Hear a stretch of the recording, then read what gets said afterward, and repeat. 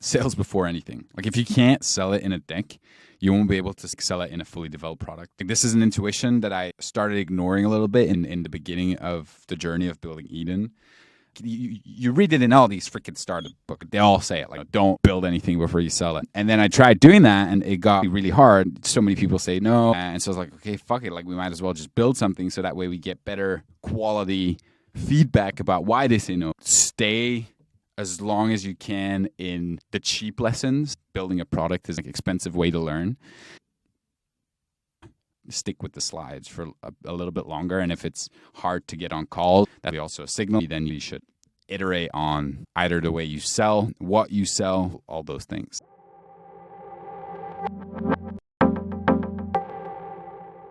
Trust your future self to solve your future problem. But if I think about the way I did the raise, every day I had a target of I have to contact at least 30 people. And if I contacted 30 people that day, but all 30 said no, or said, hey, like I'll intro whatever they said, I did my job. If I were to like right now think about the next raise and all the people that I'm going to need to contact in like one time, like that's just paralyzing. We're spending a lot of time worrying about shit that future Tom is going to handle.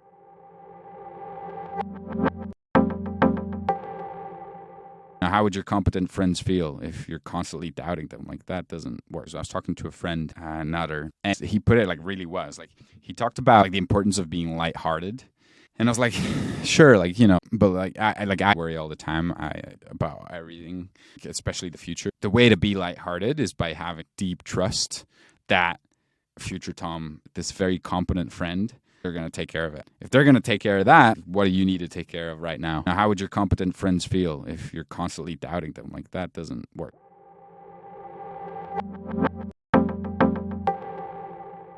I see emotions and energy as these waves that come. It's about surfing them. I have been aware of constant stress, but I was like, what are we going to do? Like, we're just stressed. Like, of course, we're doing the fucking startup. Shit's hard. Boo-hoo, you're in a bad mood, whatever. Just keep going. I've started seeing it a lot more like, again, surfing. It's kind of like going surfing when there's like a lot of wind. You're like, okay, fuck it. Like, might as well just not go surf. We'll do something else, and then we'll come back. 2 hours later, wind died down. Conditions are way better. All right, let's go.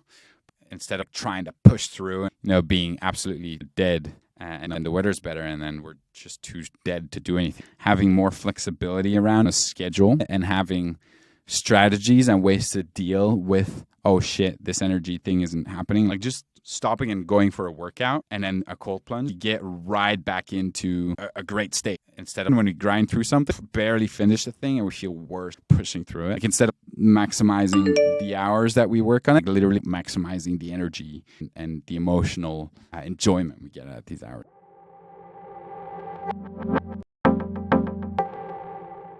Spend time to develop conviction and be unapologetic about the standards you set for the way others interact with you. I've literally given up my entire life to just do this work thing, but there are a couple of friends that I really want to stay in touch with. I scheduled a call with them every 2 weeks for an hour, and it's the best thing I've ever done. I'm so happy that we do it because we stay in touch, and before we wouldn't stay in touch at all. But I was embarrassed to ask because I was like, is this up to their standard, blah, blah, blah. And I think they love it too. Like they know how to interact with me. I think they look forward to that hour just as much as I do. And I don't have to feel guilty like 80% of the time outside of that.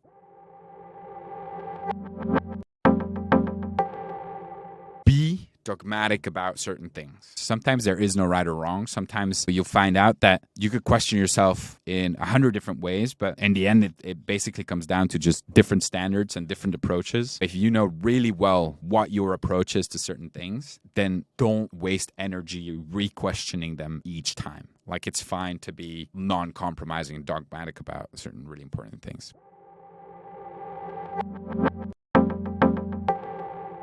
Design the game so you can keep playing it and not so you can win it. A year ago, I remember we were raising our first round. We thought we would close it by Christmas, and it was about to be apparent that we're not at all going to close it by Christmas. Raising was one of the most brutal things that I've done up until that point. I think what really got me through is basically design the game so you can keep playing it and not so you can win it. Applied to fundraising, I had no I had no connections whatsoever. So I was like sending messages all the time, everywhere, and trying to figure out ways to get in touch with people. And so instead of trying to design the game around how many people are getting back to me, I designed the game around, okay, I can send out 10 messages every day. And I could keep doing that. Life is an infinite game, and in infinite games, all your gains come from compound interest. And rule number one of compounding is don't stop compounding. So that means if you can design your games in such a way that you can keep playing them, that's how you win.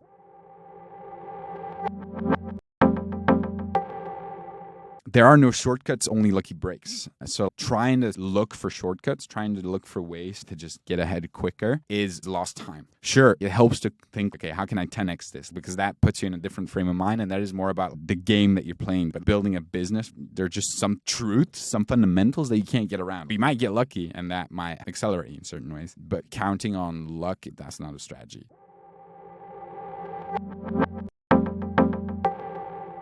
It's all about getting past the first minute. That kind of comes from just starting to cold plunge, because literally, like in the cold plunge, the first minute is the roughest. But once you're past the first minute, you can actually settle into what feels like pain, but actually isn't pain. And once you settle into that, you realize, wait, I could keep doing this for a way longer time. And that's when all the benefits come. It's the same for tasks. If I could just get started on a task, that will change the trajectory of how fast I get something done. So now, even if I don't feel like something, give it for the first 5 minutes. If after 5 minutes it's still not working, then I need to figure out a different strategy. It's getting past the first minute of doing the thing. Because thinking about the thing isn't doing the thing. Like writing about the thing isn't doing the thing. Strategizing on how to do the thing is not doing the thing. So I'm fucking up the entire relationship by not giving him an opportunity to react to it. Today, had a super intense conversation with my co-founder. Like I got really emotional. The reason behind it, I didn't state my needs. That's basically what it comes down to. For a year and a half, like I would put my own needs as secondary. So my co-founder is really good at stating his needs. And I would see that almost as an attack on my needs, but I never voiced my needs. I just realized I did the team a huge disservice by not being super clear about some of the non-negotiables for me. It starts feeling like an act of self-betrayal, and that builds up and builds up. And that makes every single interaction a little bit poisoned. And it's not something that he can do anything about. So I'm fucking up the entire relationship by not giving him an opportunity to react to my needs. I read this phrase once that says that like people pleasers are assholes. I could totally see that, because you're shooting the relationship in the foot. There's no way to actually deeply connect or deeply figure out a way that this thing can work for the both of you. And even though it might feel scary to state your needs and be like, hey, this is a non-negotiable for me, it's important to know what they are. And of course, like not everything needs to be non-negotiable. You don't need to become a fucking douchebag asshole that is like my way or the highway. But there are certain things that you probably know like deep down inside are non-negotiable. And so you should be vocal about them. And the emotional intensity can really help. Of course, you don't want to let it build up for it to be like massive anger, but being like, hey, this is really important for me. So yeah, big lesson today.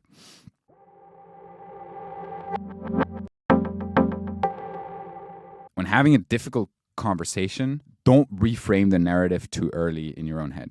We're very good at giving others the benefit of the doubt and trying to dig into where our part is of what we did wrong. Having this reflex of trying to see things from like the most positive light possible for them is really useful, and we should keep doing that, and assuming like the best case is really important. But then there's also just like the emotional part, where if there's an emotional impulse and you're not integrating that or not listening to that and repressing it by being like, oh, let me just figure out like this better narrative, that's not going to work. What I figured out works really well is voice that narrative. Give the other person that's involved in that narrative the opportunity to reframe it with you. Very often we're trying to rewrite the story for them, and if we can't, like we just keep doing it, but it's going to keep coming up, and that will poison the relationship as well, because like whenever shit will go sideways, you're always going to bring up old shit, and you're going to root a lot of your relationship in those old shitty stories.